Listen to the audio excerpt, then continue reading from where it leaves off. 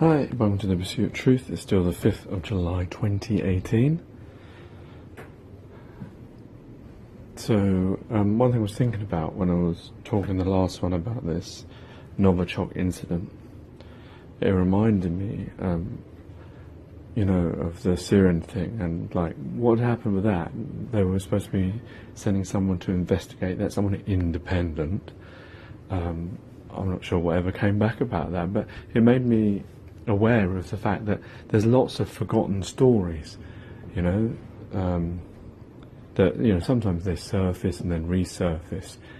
Is it because they go away, or is it just because of media interest? I assume it's media interest, because why do I know about Novichok? I only know about that incident because I saw it on Sky News. So if I didn't see it, then I wouldn't know about it, as if it didn't take place or didn't exist, but it did. It's interesting the power that the media and the news in particular has over our mindset and how we see things and what we actually talk about. Because it reminded me that what about Windrush? There was a big whole thing about that, and now it's disappeared. No one interrogated Theresa May, the actual Home Secretary at the time, majority of the time when this incident took place. She's got away with it because Amber Rudd resigned, and the media had their blood and then they just let it go, or the committee never decided that they need to talk to the Prime Minister, who was actually the person who could answer more questions than Amber Rudd would be able to answer. Funny really, isn't it, how things work out. So yeah, it was making me think about there's lots of, I'm sure there's loads of other stories that I've covered in this podcast, or stories that I've witnessed, and you wait for answers and they never ever come. It's like Grenfell Tower. It's over a year now. How long is it going to take? I saw there was a Facebook post I saw that had a picture of Grenfell Tower, like all charred up, like how it looks now, before they put the new white cladding on it to cover it up.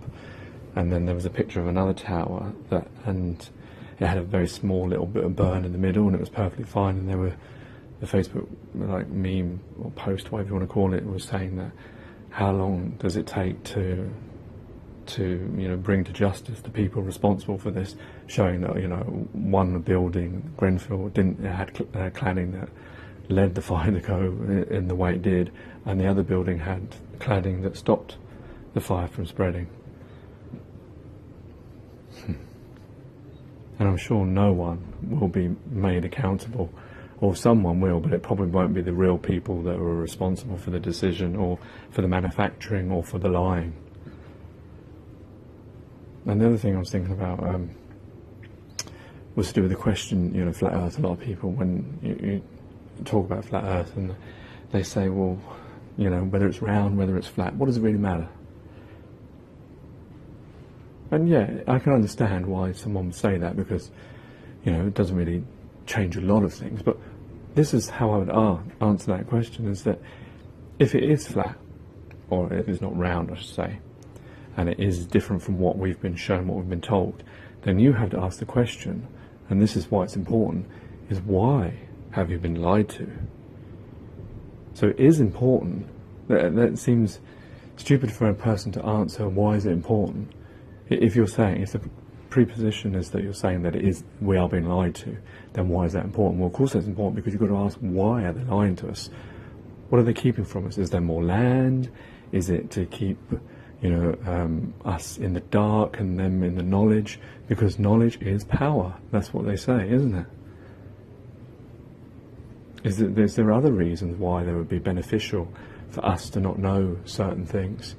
Maybe it's, like some people think there's the God deception, that if we know the earth is flat, if we know that this is all there is and there's no space and all these other things are invented and we haven't really had the space race and all these other things, and that we have been created, and this is like a proof of creation, which is what a lot of people seem to come to. And that's not, I am religious, but there's lots of people who are not religious that when they become flat earthers, they start believing in this idea of a creator. It may not be God, but they believe in the idea that it can't just have formed like this, the whole Big Bang theory and all that. So if that is another reason why, if we all knew that we're the only thing here and there's nothing else,